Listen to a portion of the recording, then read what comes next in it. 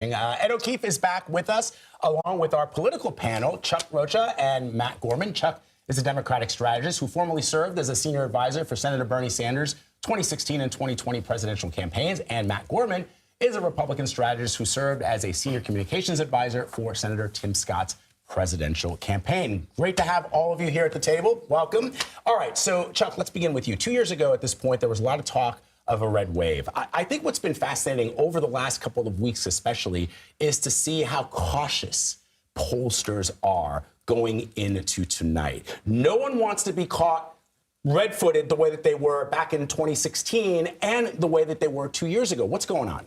You're exactly right. And what they didn't account for is new voters. And I was talking about this earlier in the green room about we don't know who these new voters are that are showing up. It looks like, from all indications, that vote is up. Like more folks are voting. When we do polling, we look at a guesstimation of what voted the last time. 2020, that's the last election we had where there was a presidential election. Voting is up then. And what pollsters have found, and they're very cautious to your point about it, is they don't want to make that mistake. So they're estimating that it'll be about the same as 2020. I remind everybody, and we were talking about it was easier to vote in 2020 because of COVID. So everybody's being super cautious. But when you have a big turnout, there's no telling who that big turnout's going to help because you don't know who the new voters are because they weren't polled. So, Matt, Trump's final message has bordered on dystopian. We heard from Drinka Duncan in Michigan, who said that that's speaking to maybe some fear that voters have about where the country is headed. Do you think that that helps appeal more to his base, or do you think that his closing message has swayed some undecided? Look, fear is a good motivator, and it's also a contrast, right? It's Trump. Trump will fix it, and Kamala and the Biden administration broke it. And I think what you're seeing is also now, to Chuck's point, we don't also know how to quantify momentum, this new era where you've been voting for a month already, right? Do you peak a week and a half ago? Do you peak today? Obviously, you'd want to peak in both places, but really it's not always possible. And you've also seen the message evolution from, say, the Harris campaign, right? They're talking about something today that was very different than a week ago when they're talking about democracy on the National Mall. So what we're still figuring out is, and I think this will tell us a lot tonight, as you go into the full month of voting, right? It's no longer one day like it was in 2000, 2004, where everybody kind of jammed in one. How do you evolve your message strategy? And how do you evolve a campaign where you're going to have highs and lows just that month when people are going to the ballot box? Ed, you want to jump in? Well, I'm just curious. You guys do a lot of work down the ballot as well. You got any bright spots tonight or races you're watching beyond the presidential race? A couple of things, bellwethers to look for in the House. Pennsylvania 7, Susan Wild up in Lehigh County. That's a very even race. She's an incumbent.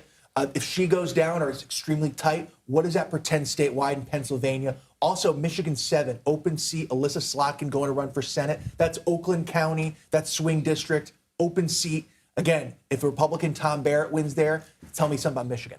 I'm super excited about the Arizona Senate race. Ruben Gallego is one of my best friends. I've been on that campaign for almost 2 years. I was reminiscing coming up here about our kickoff was in January of 2023. He may overperform the top of the ticket by 6 points.